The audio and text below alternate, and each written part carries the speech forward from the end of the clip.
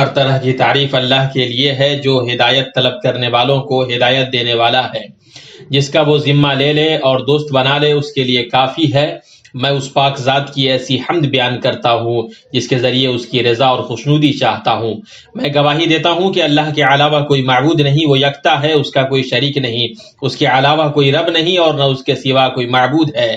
میں گواہی دیتا ہوں کہ ہمارے سردار اور نبی محمد اللہ کے بندے اور اس کے رسول سب سے افضل نبی ہیں. آپ کو آپ کے رب نے ہدایت دی اور شنیدہ اور برگزیدہ بنایا. اے اللہ اپنے بندے اور رسول محمد، ان کی آل و اصحاب پر ایسا درود و سلام نازل فرما جس سے نفس پاک ہو اور زندگی بلند اور خوشگوار ہو. اما بعد، اللہ کا تقوی اختیار کرو اے اللہ کے بندو. یاد رکھو کہ تم اللہ سے ملنے والے ہو اور اس کے سامنے کھڑے ہونے والے ہو. نیک بخت وہ ہے جس نے اس کھڑے ہونے کے لیے خوب اچھی طرح تیاری کی، بئی طور کے بہترین توشہ جمع کیا، اللہ کے لیے ہر وادی کا چکر کاٹا، اس کے لیے ہر راستے میں جانفشانی کی، ہر قول و عمل کے ذریعے اس کا تقرب تلاش کیا اور پروردگار سے قبولیت، مغفرت اور خوشنودی کی امید رکھی. مسلمانوں،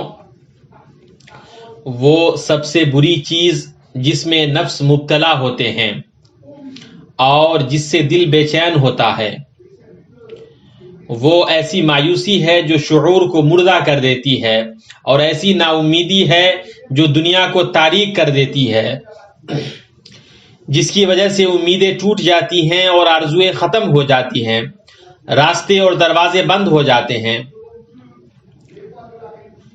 قرآن کریم کی 2 آیتوں میں مایوسی اور نا امیدی کا ذکر ان کی مذمت اور ان کے راستے پر چلنے سے نفرت دلانے کے لیے آیا ہے، اس لیے کہ یہ دونوں کبیرہ گناہوں میں سے ہے. اللہ عز و جل کا فرمان ہے، یقیناً رب کی رحمت سے نا امید وہی ہوتے ہیں جو کافر ہوتے ہیں.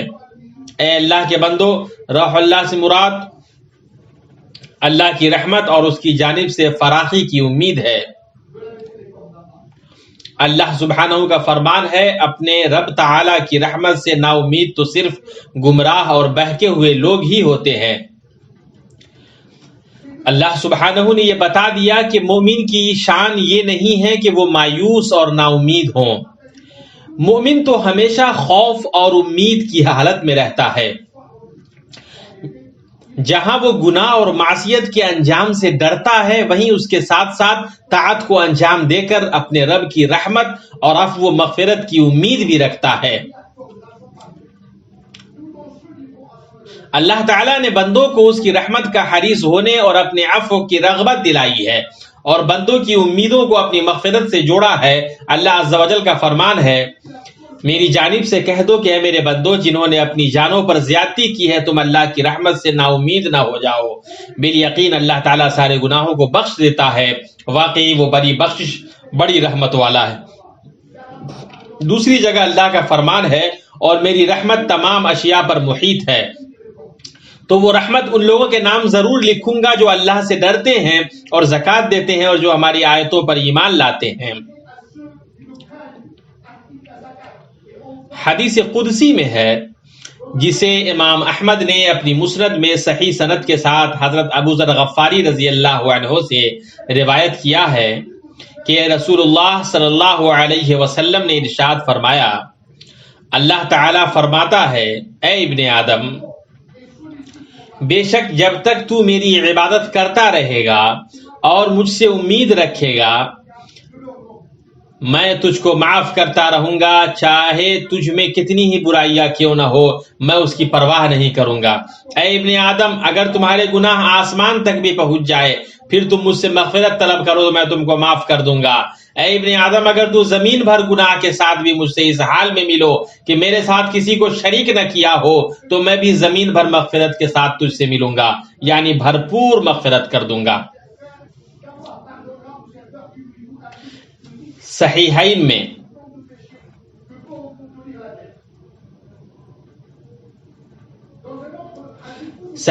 میں حضرت ابو ہریرہ رضی اللہ عنہ کی حدیث ہے کہ نبی صلی اللہ علیہ وسلم نے ارشاد فرمایا، اللہ تعالیٰ فرماتا ہے کہ میں اپنے بندے کے گمان کے ساتھ ہوں.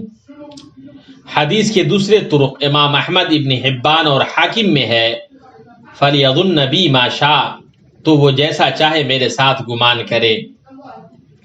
صحیح مسلم میں حضرت جابر بن عبداللہ رضی اللہ عنہما سے مروی ہے کہ انہوں نے اللہ کے رسول صلی اللہ علیہ وسلم کو اپنی موت سے 3 دن قبل فرماتے ہوئے سنا، تم میں سے ہرگز کسی کی موت نہ ہو مگر وہ اللہ کے ساتھ حسن ظن رکھتا ہو۔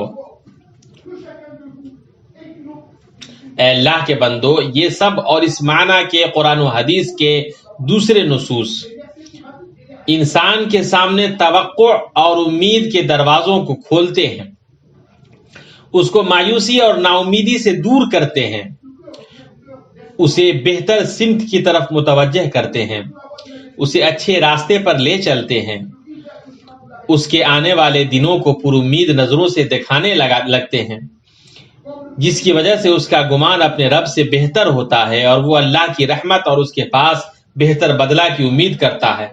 جان لو کہ نبی صلی اللہ علیہ وسلم کے فرمان تم میں سے ہرگز کسی کی موت نہ ہو مگر وہ اللہ کے ساتھ حسن ظن رکھتا ہو کا مفہوم حدیث کا علم رکھنے والوں جیسے ابو العباس قرطبی وغیرہ نے بیان کیا ہے، نیک اعمال اور اچھے اخلاق کو اپنے ساتھی بناؤ۔ عمل کرنے والا جن کی قبولیت کی امید کرتا ہے اور انہیں انجام دیتے وقت اپنے رب کی رحمت کے تئیں اس کا گمان پورا ہوتا ہے۔ بے شک اللہ تعالیٰ کی رحمت نیک کام کرنے والوں کے نزدیک ہے اور اس کا عذاب نافرمانوں اور مجرموں کے لیے خوفناک ہے۔ عمل کے بغیر حسن ظن دھوکا ہے۔ یہ سب صحت اور طاقت کی حالت میں ہوگا۔ جہاں تک موت کے وقت کی بات ہے تو یہ وہ وقت نہیں ہے جس میں بندہ اللہ کی وسیع رحمت اور اس کے عظیم فضل کو سوچنے کے علاوہ نئے سرے سے عمل کرنے پر قادر ہو، اور یہ کہ اس کا گناہ کتنا بھی بڑا ہو وہ اس کو معاف کر دے گا، کیونکہ وہ کریم اور حلیم ہے، بڑا بخشنے والا اور بہت قدر دان ہے، انعام اور رحم کرنے والا ہے۔ اس وقت اسے آیات اور احادیث کی تلقین کی جاتی ہے کہ شاید دل میں آ جائے، جس کی وجہ سے اللہ اسے محبت کرے اور اسی پر اس کا خاتمہ ہو اور وہ اللہ سبحانہ کا محبوب بن کر اس سے ملے۔ چنانچہ وہ پسندیدہ لوگوں کی جماعت میں جگہ پائے جبکہ وہ گناہگاروں کی جماعت میں تھا۔ اسی طرح کے لوگوں کے بارے میں نبی صلی اللہ علیہ وسلم نے بیان فرمایا، جس حالت میں آدمی فوت ہوگا اسی پر اسے قیامت کے دن اٹھایا جائے گا۔ اپنے رب کے ساتھ بندہ کے حسن ظن کو کسی خاص صورتحال یا کسی خاص واقعہ یا کسی خاص زمانے کے ساتھ محدود نہیں ہونا چاہیے۔ اسی طرح بندے کے لیے ضروری ہے کہ بندہ اپنے رب کے ساتھ حسن ظن اسی طرح رکھے کہ وہ اس کی طرف متوجہ ہو اور اس سے عفو و مغفرت کی امید رکھتا ہو۔ اسی طرح بندہ کے لیے ضروری ہے کہ وہ دنیا میں پیش آنے والی تمام پریشانیوں، ہر طرح کی مصیبتوں اور ساری تکلیفوں میں بھی اپنے رب کے ساتھ حسن ظن رکھے۔ جب اسے کوئی بیماری لاحق ہو یا آفت میں مبتلا ہو یا اس کے اوپر قرض کا بوجھ ہو یا اس کا کوئی ہر دل عزیز فوت ہو جائے تو وہ ہرگز اللہ کی رحمت سے نہ مایوس ہو اور نہ اس کی رحمت سے نا امید ہو، بلکہ اسے اس بات کا یقین رکھنا چاہیے کہ جو مصیبت اسے لاحق ہوئی ہے اس میں صرف خیر ہی خیر ہے۔ اس کی وجہ سے اللہ اس کے مقام کو بلند کرے گا، یا جس مصیبت میں وہ گرفتار ہوا ہے اس سے بڑی مصیبت کو اللہ اس سے دور کر دے گا، یا جلد یا بدیر مفقود چیز سے بہتر اللہ اس کو نوازے گا۔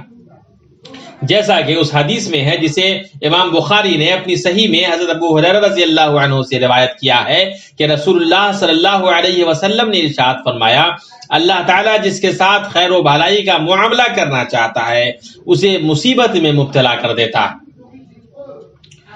یعنی اسے مصیبتوں میں مبتلا کرتا ہے تاکہ اسے نوازے۔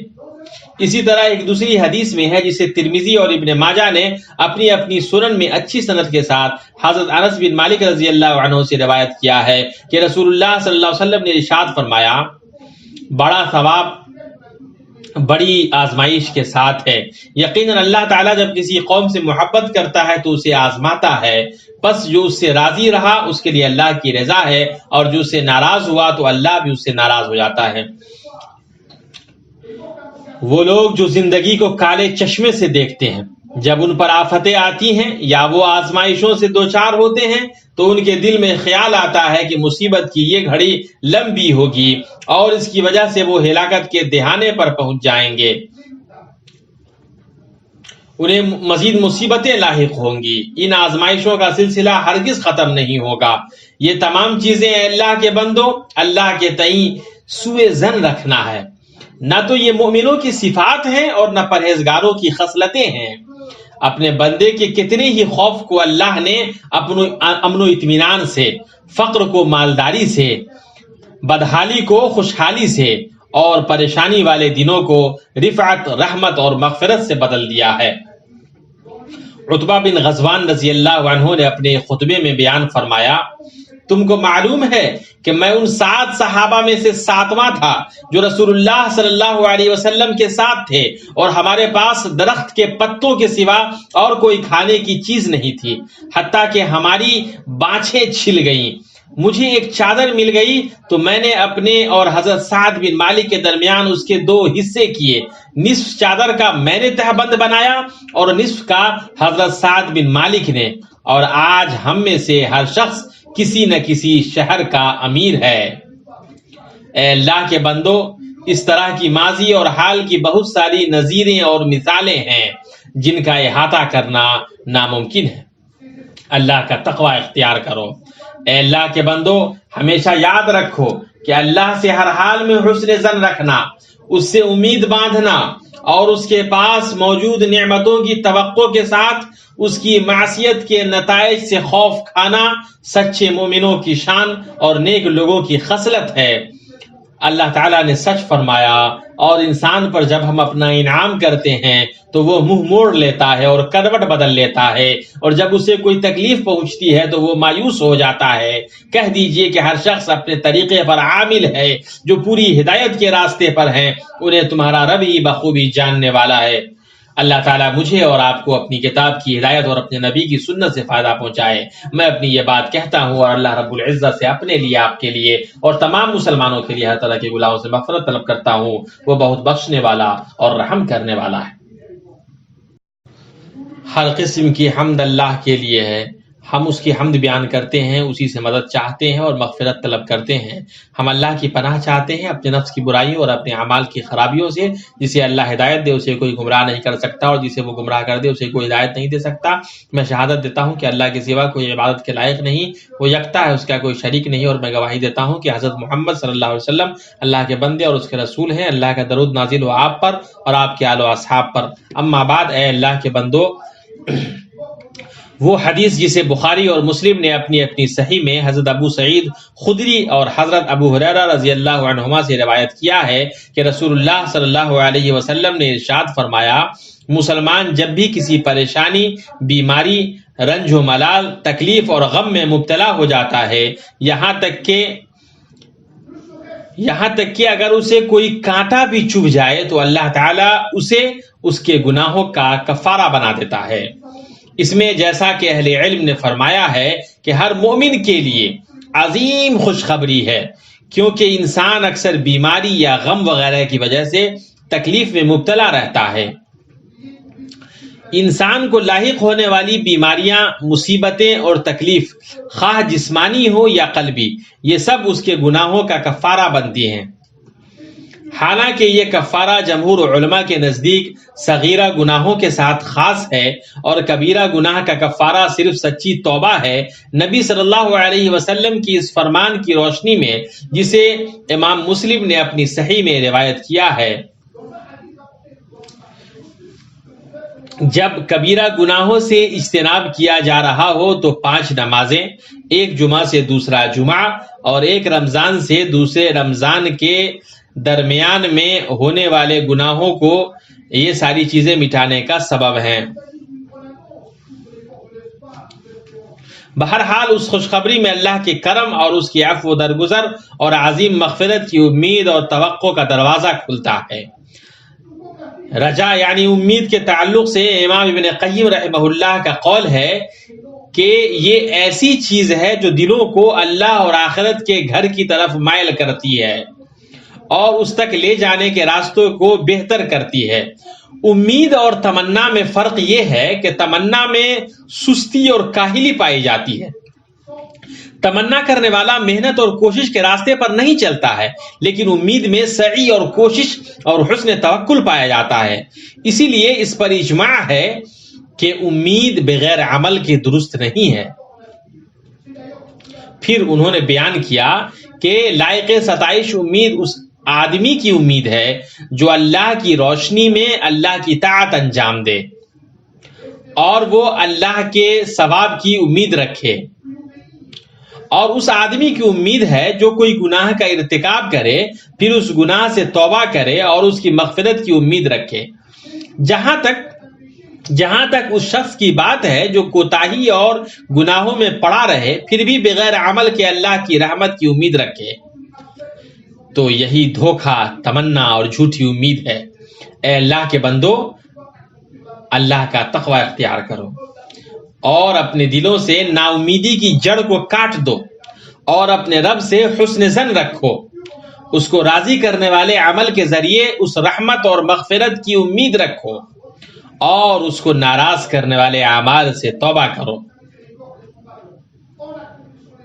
ہمیشہ یاد رکھو کہ اللہ تعالیٰ نے تم کو خاتم النبیین، امام المرسلین اور رحمت للعالمین پر درود و سلام بھیجنے کا حکم دیا ہے، جیسا کہ اللہ کا فرمان ہے، اللہ تعالیٰ اور اس کے فرشتے اس نبی پر رحمت بھیجتے ہیں۔